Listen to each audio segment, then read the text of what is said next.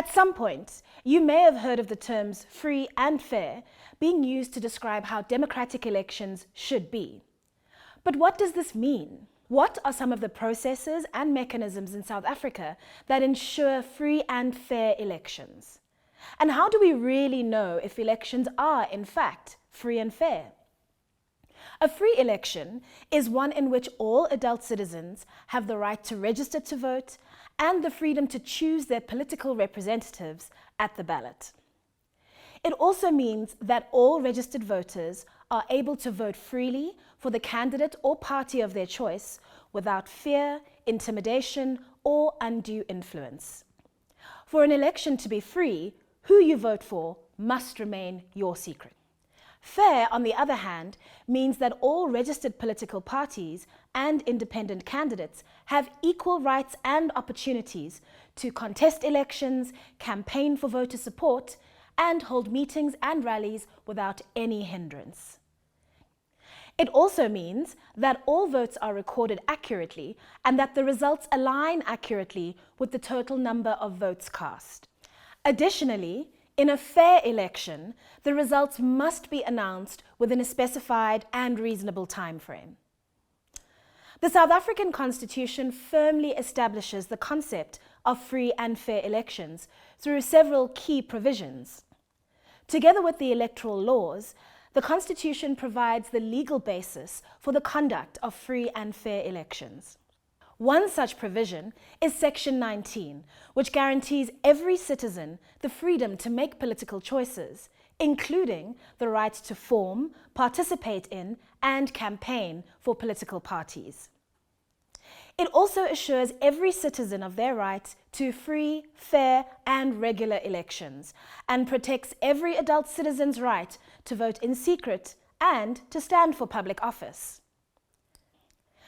These assurances support democratic processes and ensure that elections are conducted transparently.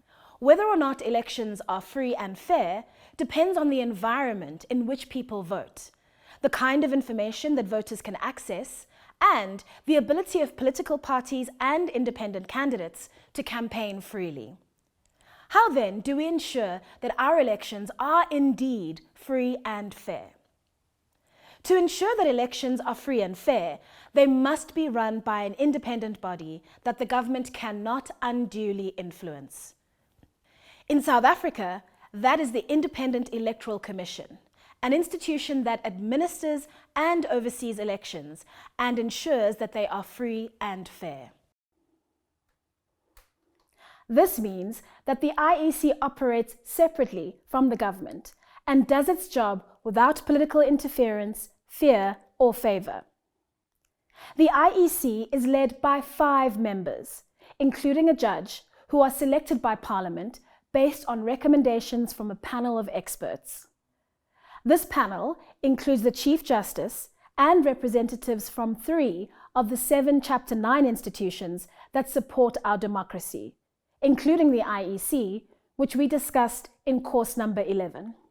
The IEC's mandate is outlined in Chapter 9 of the South African Constitution, which states that the Electoral Commission must, first, manage elections of national, provincial, and municipal legislative bodies in accordance with national legislation. Second, ensure that those elections are free and fair.